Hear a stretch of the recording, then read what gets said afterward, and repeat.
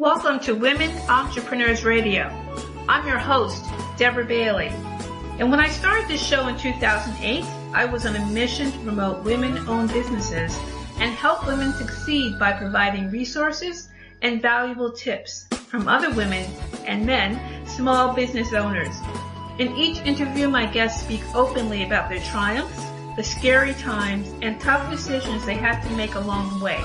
Women Entrepreneurs Radio is about showing women how to harness their natural strengths to achieve success on their own terms.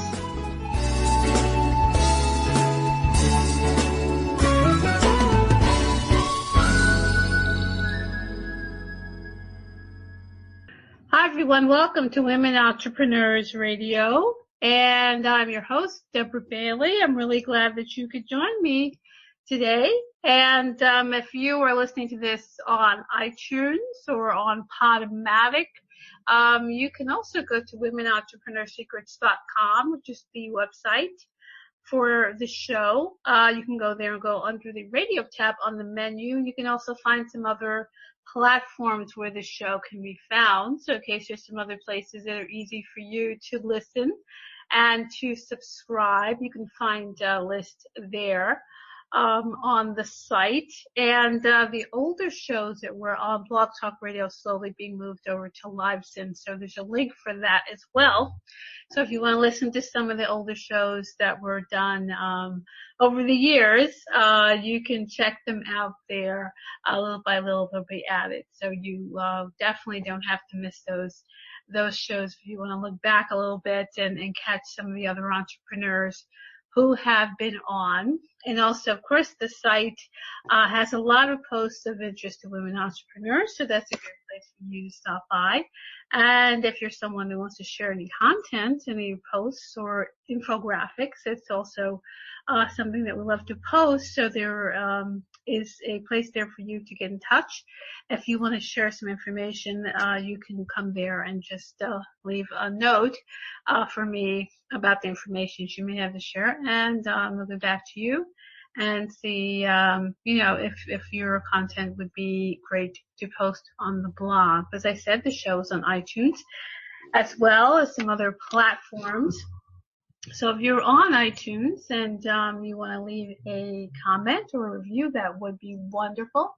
Or if not, then please feel free to leave your thoughts on Podomatic or also on the website. You can leave a comment there as well. So let us know what your thoughts are, and also if there's some topics that you'd be interested in hearing about in the future. I'd love to hear from you. So I want to thank you for being a listener. And as I said, let us know what your thoughts are, and if there's other things that you'd like to hear about. I'd love to check those out and bring those to you.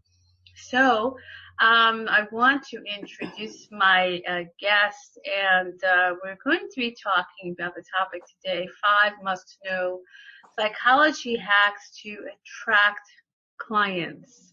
And the guest today is Dr. Lizette, and she shows women how to get inside their ideal client's mind so they can get known as the must-have coach.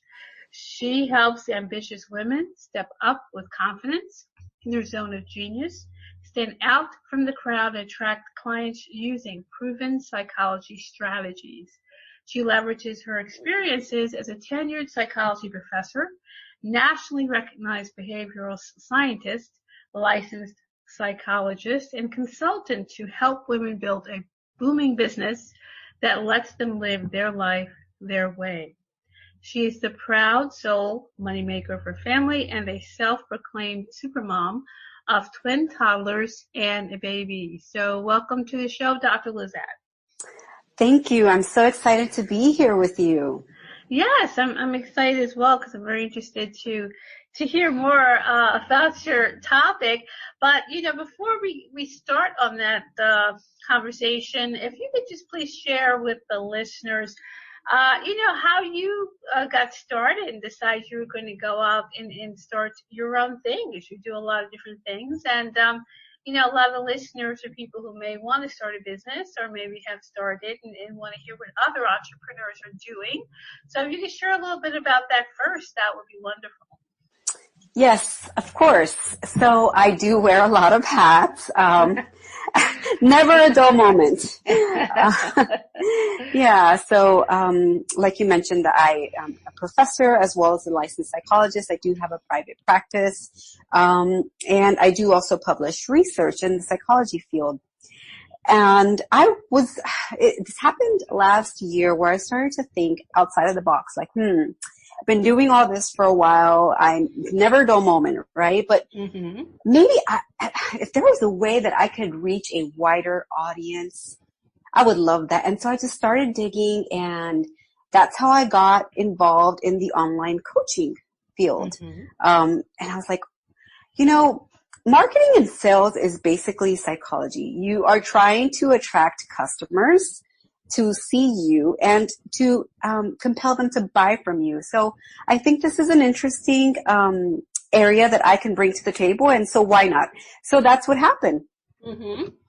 Wow, that's great. That's great how you decided to use your skills in that way, because I think it's very important for people to identify what they're really great at and what they want to bring out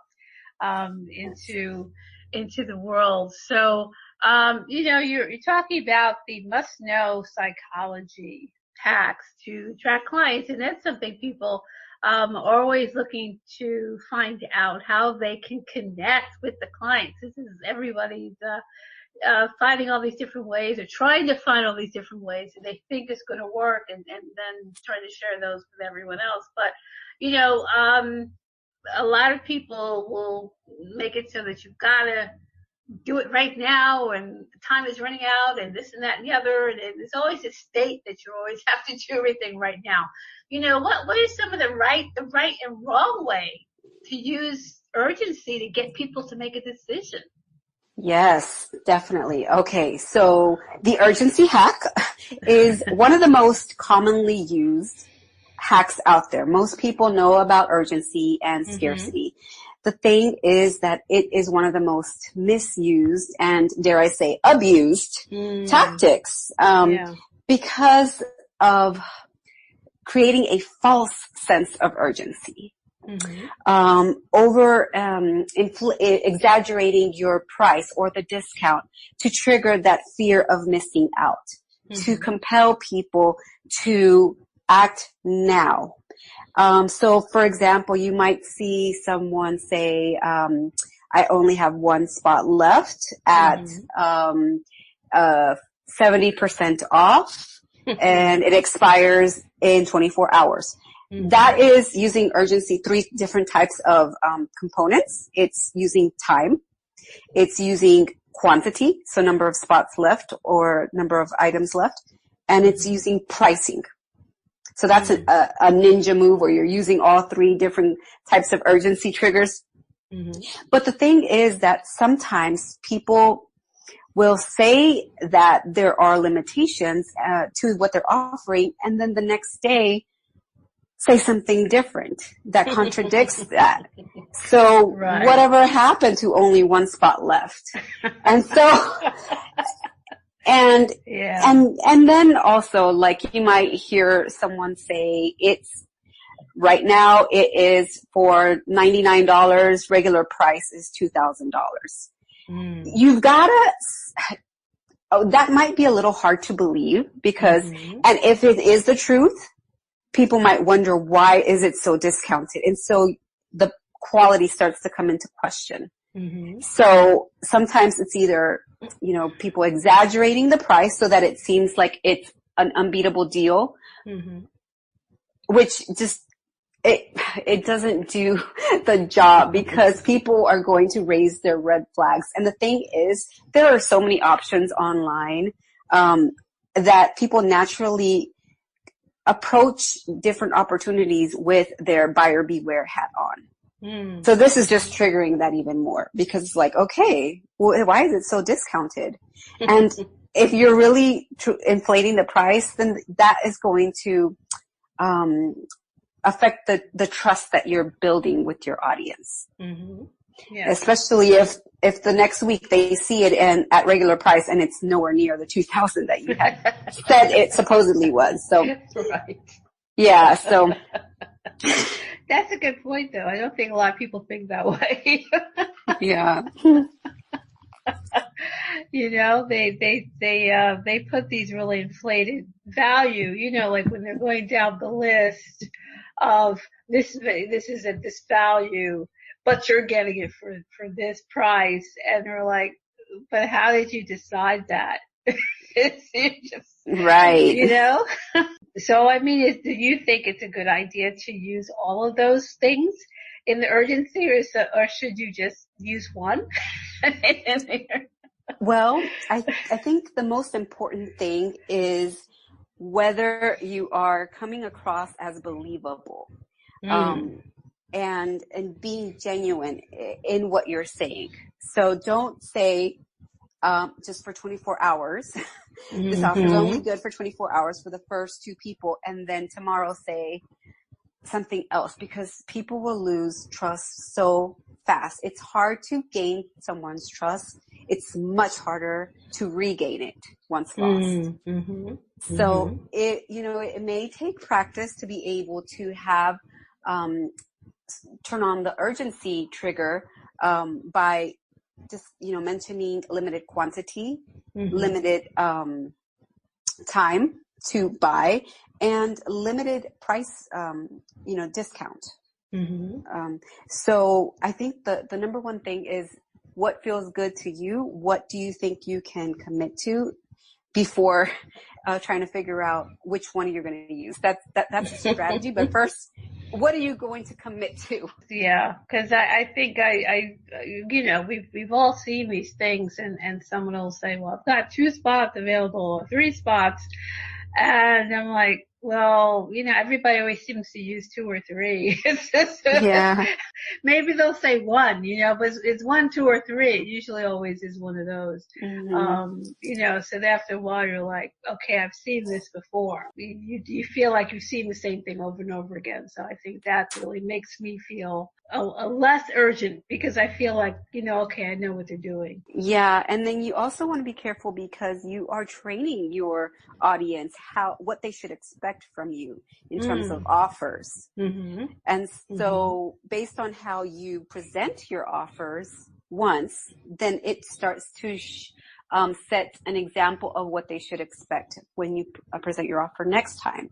And so you want to think about how you want to present that, so that you start getting your audience accustomed to how it is that they should expect you to show up with offers for them. Right. So if you do that, if you keep doing that, they're going to think, oh, well, that's how this person's always, going to come out with their latest offer.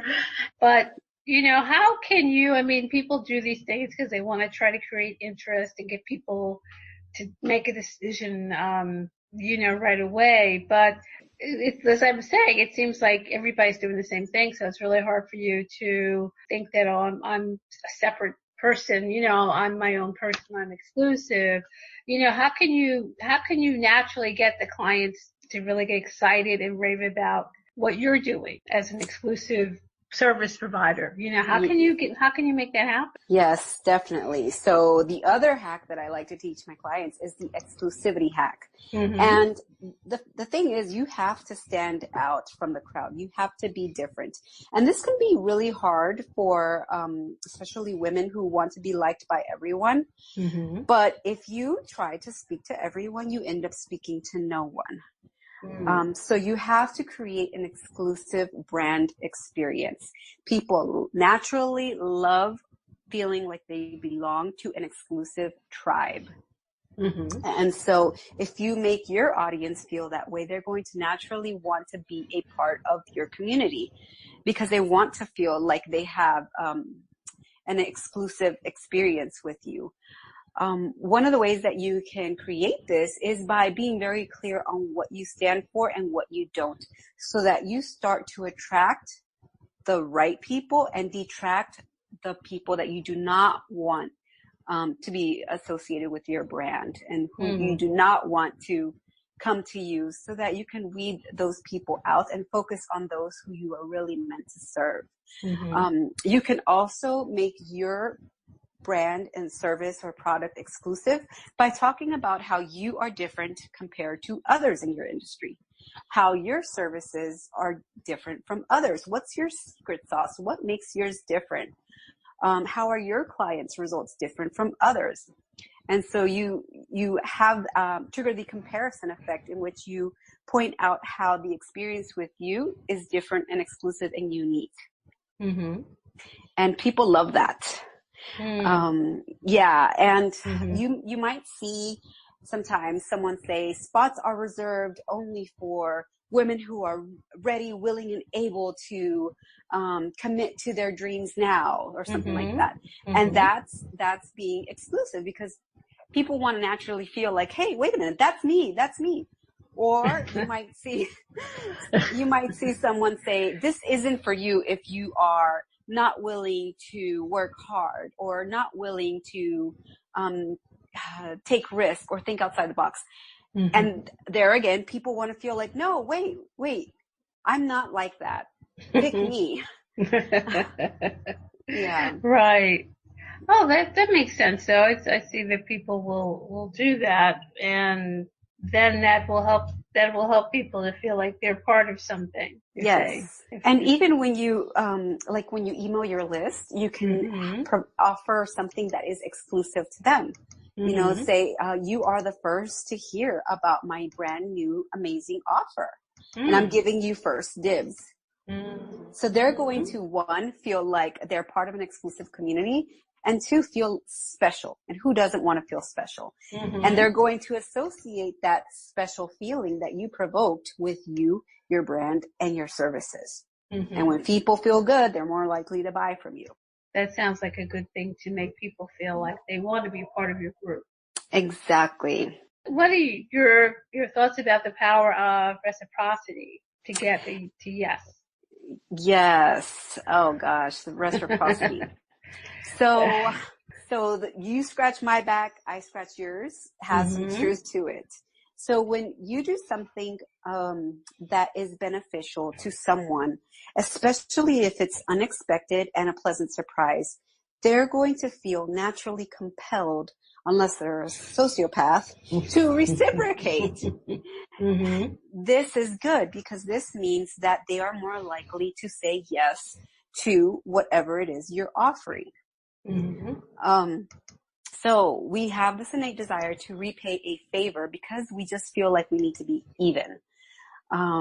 So an ideal client who you make feel good or special will be more receptive to your offers. And there's an interesting research study that I just want to mention really quick. There were waiters who gave an after dinner mint to their table. They got a 3% increase in tips compared to those who didn't give any mints.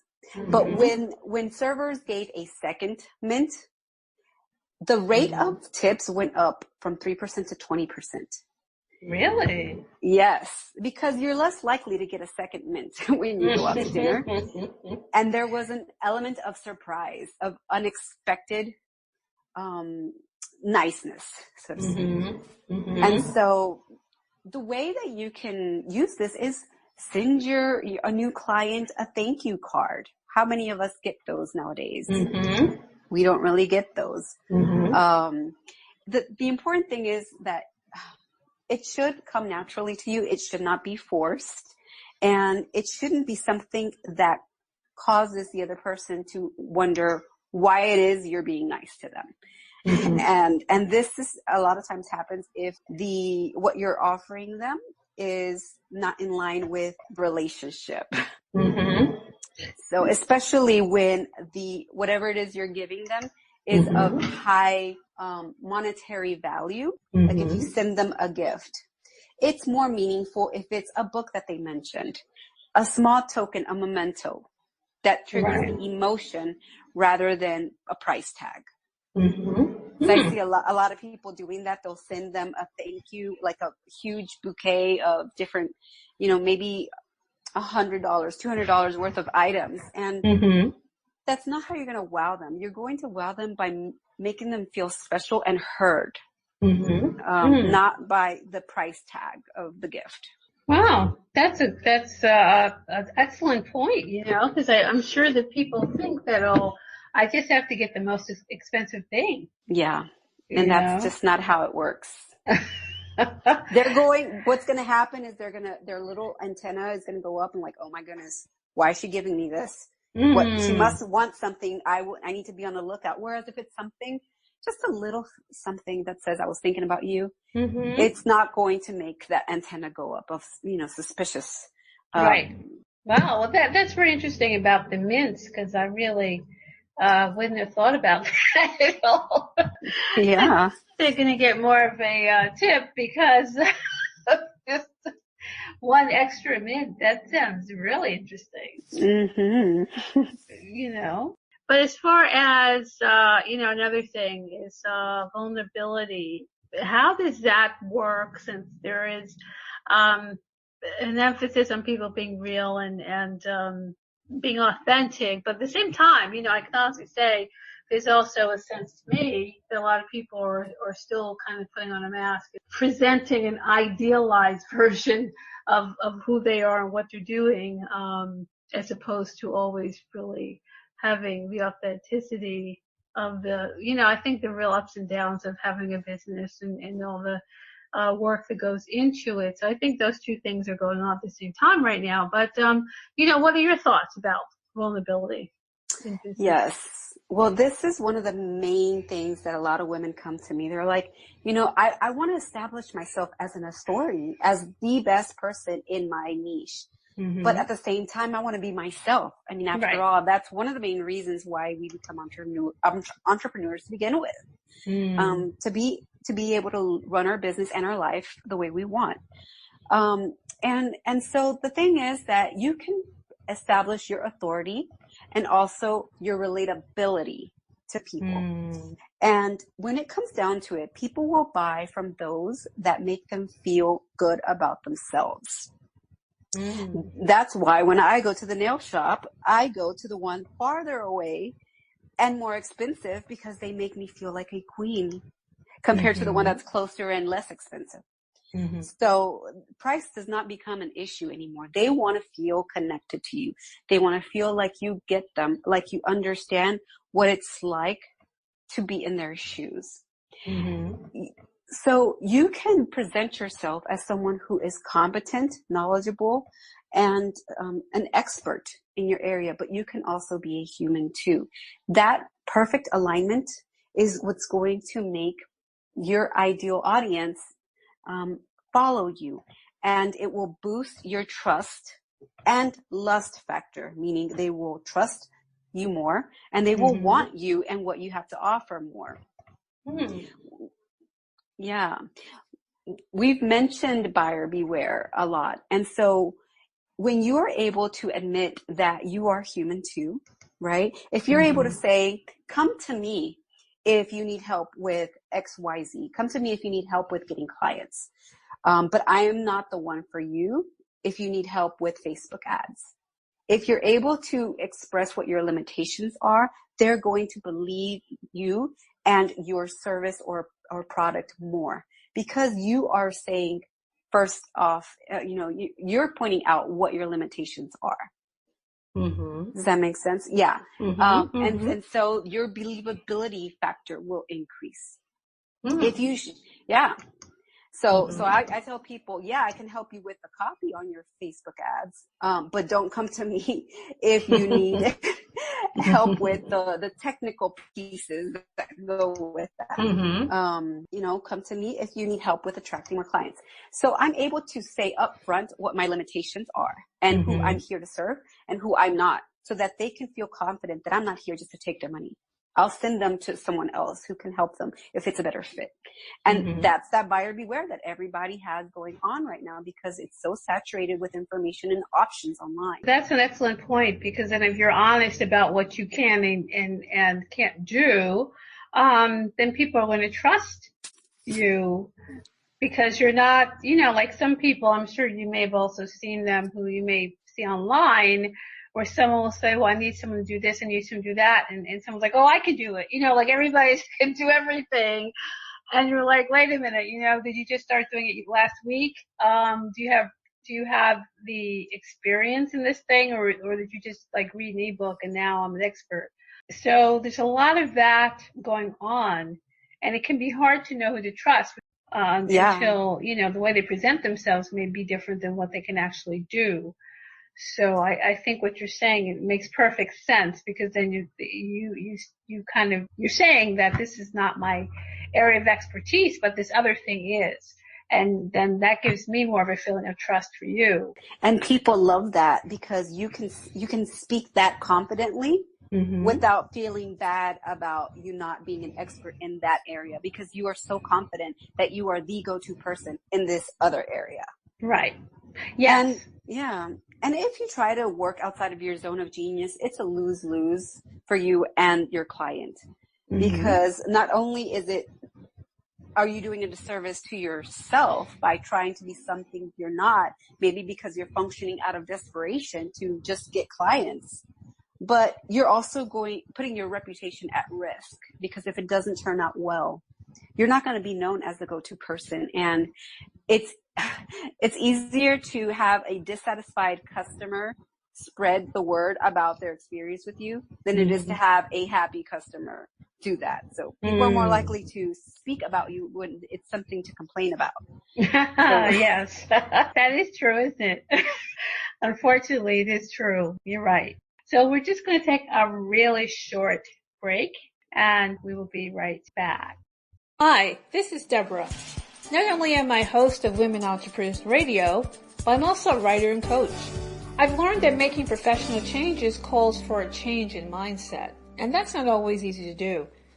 In my book, Think Like an Entrepreneur, Transforming Your Career and Taking Charge of Your Life, you'll learn the 5 steps to thinking like an entrepreneur so that you can move from idea to action. You'll also get information on how to manage fear of failure and how to banish self-doubt. And you'll receive lots of motivation to pick you up and point you in the right direction when you're facing the emotional and mental challenges that come with making life changes. In fact, one reviewer said, the book gave me ideas to match with my own feelings. This book is clear, straightforward. All tips are really good and easy to apply. I couldn't agree more. So get your copy today of Think Like an Entrepreneur, Transforming Your Career and Taking Charge of Your Life. It's available in print, ebook, and audiobook on Amazon.com.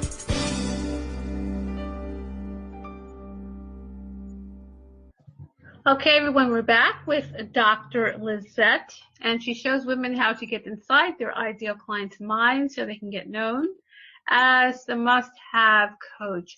So, Lizette, if you could just share with everyone where they can find you and find out more about you. Yes, I'm at drlizette.com. That's DRLIZETTE.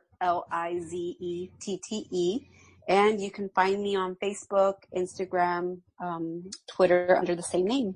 So, Lizette, do you think that, today in the online world, there's just so much going on, so much information. It seems that people will end up tuning out after a while if they just get too confused and too overwhelmed. Do you think that there's a way to make sure that you can kind of stand out? Yes. First and foremost, be very clear on what it is your ideal client or customer wants. What are her pain points? What are her dreams? But really understand what is her pain points, her or his pain points, because people are more likely to buy to get out of pain than to gain pleasure. Because the pain is here. It's right here, right now. It's unbearable. The pain, the pleasure in the dream, it's nice, but it's so far out of reach and not right here that it may be harder to feel like it's something that they can have.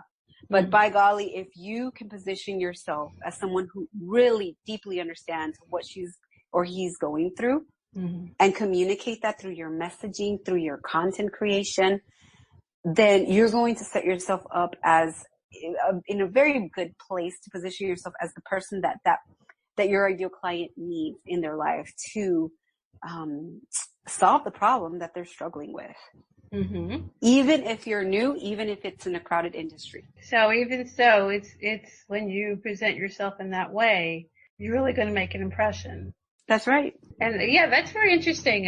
What you're saying about the pain point being, I guess, a stronger motivator than maybe having a real positive idea of what they want in the future or how they want things to work out. That's very interesting because I hadn't realized that it makes sense that the pain point would be more of a motivator, but I think that explains a lot about how often we will tell people how things will be in the future if they do certain things.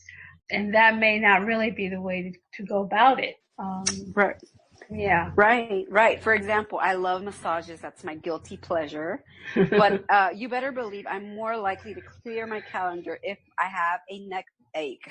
If I woke up on the wrong side of the bed. And so I'm going to make that happen because I'm experiencing pain right here, right now. Whereas if I just want to go and relax and feel good, I may postpone that because it's not urgent.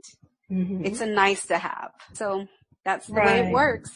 It makes sense, but I think that it seems to me anyway, that so much marketing that I see out here, so much online marketing isn't really geared that way. It's kind of geared to paint a picture of what the future will be if you do this. Yes, it takes a good balance, knowing how to present both.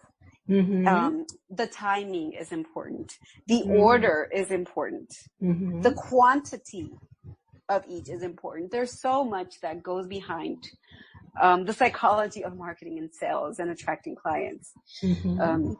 You can overuse, underuse, you can misuse, and you can also abuse. So there's a lot that you have to be aware of, it sounds like. Yes, but it's not that hard. It doesn't have to be that hard. Well, that's good to know. I think some coaches will kind of paint a picture of, what you want to get to and all these kind of coachy kind of words, but that's not really what the person in that moment is looking for. It is, but not first and foremost. Right now, they've got a problem that they need solved. Mm-hmm. Mm-hmm. Right. But, I just want to know if you can share some final thoughts or, summarize some things that we've talked about.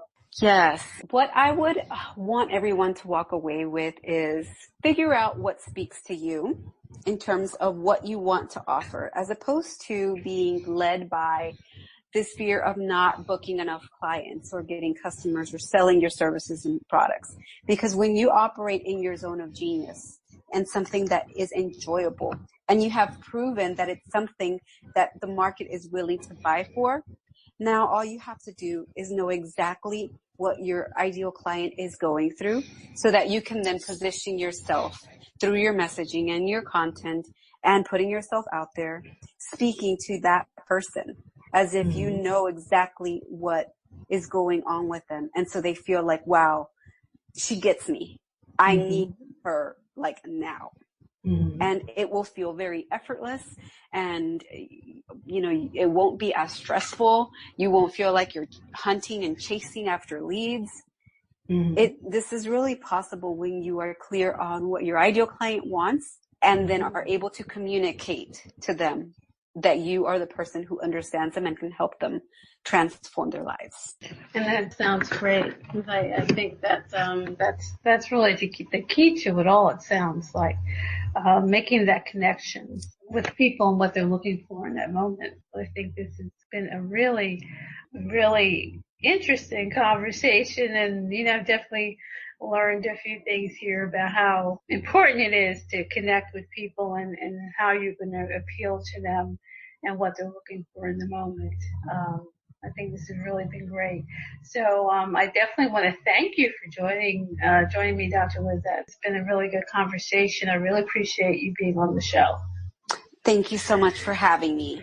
So everyone, I know that you've enjoyed this and you learned a lot from it, because no matter what business you're in, you're really going to have to understand these things so that you can connect with the people who are looking for what you're selling. So please make sure you stop by Dr. Lizette's site, check her out on social media, and share this show on social media. And as I said, share your comments, your feedback, reviews, whichever is easier for you. It'd be great so we can hear what you got from the program and any other things that you are hoping to see in the future. So please make sure that you do that. And again, you can stop by womenentrepreneursecrets.com and leave information there as well, or on iTunes or Podomatic or any of the other platforms that the show is on. Again, it's been Women Entrepreneurs Radio with your host, Deborah Bailey. Thank you so much for joining me, and we'll see you again next time. Bye-bye. Thanks for joining us. You can also join in the conversation on Facebook.com/Women Entrepreneurs and on the website, WomenEntrepreneursSecrets.com. And don't forget to listen in on dvcoach.podomatic.com and on iTunes.